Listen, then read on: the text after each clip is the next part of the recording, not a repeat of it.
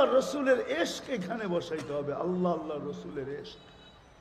আজকে আমরা আল্লাহর আশেক না, রসুলের আশেক না। আল্লাহর আশেক যদি হইতো রাগ হয়ে যাবে যুবক, বলবো কি বলবো না জানি না। মেসেজ আসতে দেরি, বাইক স্টার্ট দিতে দেরি করে না, পারে না 2-4 জন মাইরা উড়া যায়।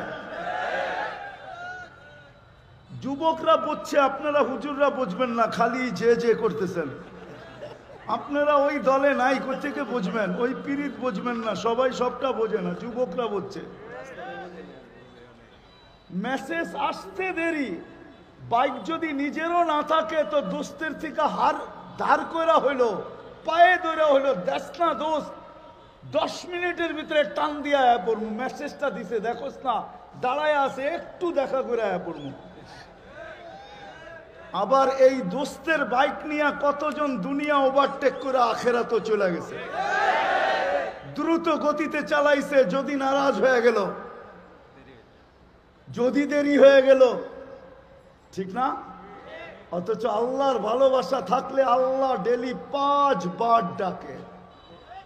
কে কে কে ডাকে? চিনেন আল্লাহ? আল্লাহ তো চিনেন না, খালি আল্লাহ। আল্লাহর দাবি মুহাম্মদুর রাসূলুল্লাহ সাল্লাল্লাহু আলাইহি ওয়াসাল্লামের গোলাম হয়ে যাও, তাইলে তুমি ওই মজলিসে উঠতে পারবে আর আল্লাহর মুখের থেকে শুনতে পারবে। আর আপনি না মানলে কি হবে?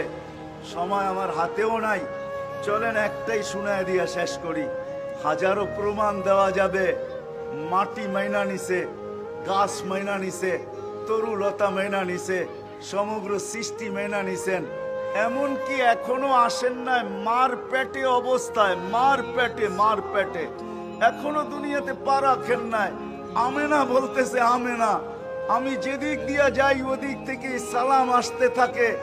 আমেনা, দুজাহানের বাদশাহ, খাতামুন নবীগিন, নবুয়তের ঘরের তালা তোর পেটে চলে আসছে, তোকে সালাম। আমেনা বলতেছে যেদিক দিয়া যাই।